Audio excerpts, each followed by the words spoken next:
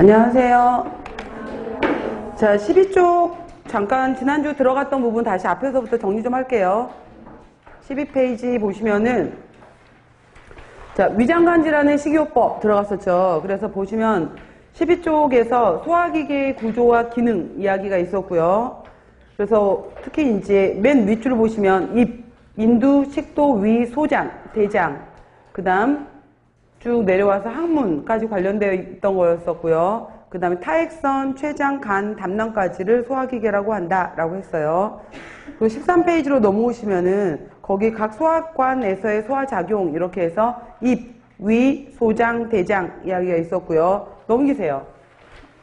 그래서 구체적으로 질환으로 들어가게 되면은 자, 구강에서부터 식도 넘어가는 데 있어서 삼키지 못했던 것을 연하곤란이라고 한다 했었죠. 그래서 크게 식도에 문제가 있어서 삼키지 못하는 기계적, 그 다음에 뇌, 즉 연수에 문제가 있어서 삼키지 못하는 마비적 연하곤란도 있었고요. 그래서 특히 마비적 연하곤란의 경우에는 처음 단계에서는 맑은 국물을 주는 거예요, 제한하는 거예요. 제한하는 거였어요. 그 다음 식도염 같은 경우에는 특히 역류성 식도염 이렇게 해서 얘는 내려가는 식도 쪽에 내려가는 하부 식도 관략근을 이완하는 식사를 해야 돼요. 수축하는 식사를 해야 돼요.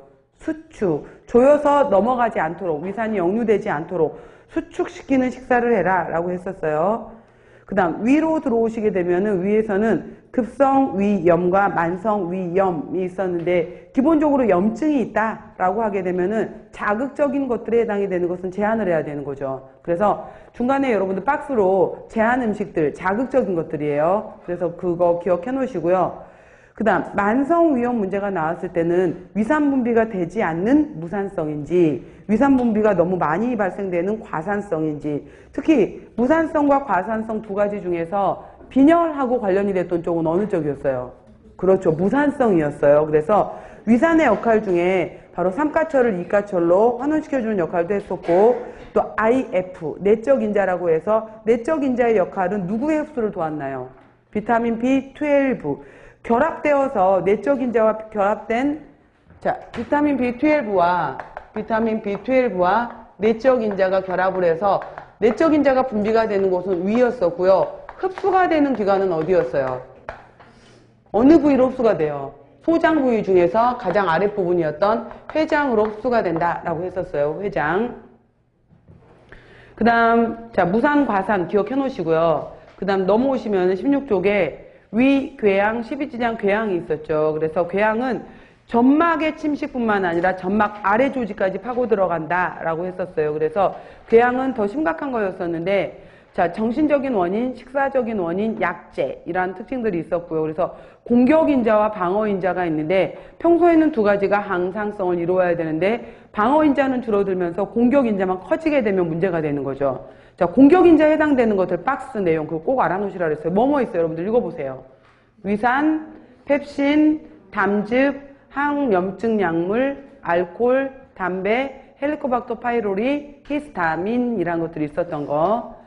그래서 식사요법은 자극적인 거 주지 않아야 되는 건 당연한 거였었고요. 궤양은 조직이 없어진 거예요. 그러니까 조직을 재생시켜줘야 돼. 그러려면은 조직을 만드는 것은 양질의 단백질이죠. 또 조직을 재생하는 것은 비타민 C를 통한 결체 조직, 콜라겐, 전구체 역할을 했었고요. 특히 피할 음식 중에 자극적인 것 중에서도 팥 같은 경우에는 죽 상태라고 하더라도 위벽을 자극할 수 있기 때문에 제한한다라는 내용이 있었어요. 그 다음 위하수증 같은 경우에는 위가 아래로 축 처져 버렸어요. 그래서 위가 무거워. 그래서 가장 중요한 것 중에 하나가 식사 중에 물 또는 수분이 많은 음식을 주는 거예요? 피하는 거예요? 피하는 거였어요. 그 다음 5번에 보시면 덤핑 증후군은 위암, 위궤양 등으로 해서 조직을 잘라버렸네, 위를. 그러다 보니까 위 공간이 3시간, 6시간까지 음식물을 담고 있어야 되는데 담지 못해요. 그래서 덩어리 상태로 음식이 막 떨어져 나가. 그걸 뭐라 그랬어요?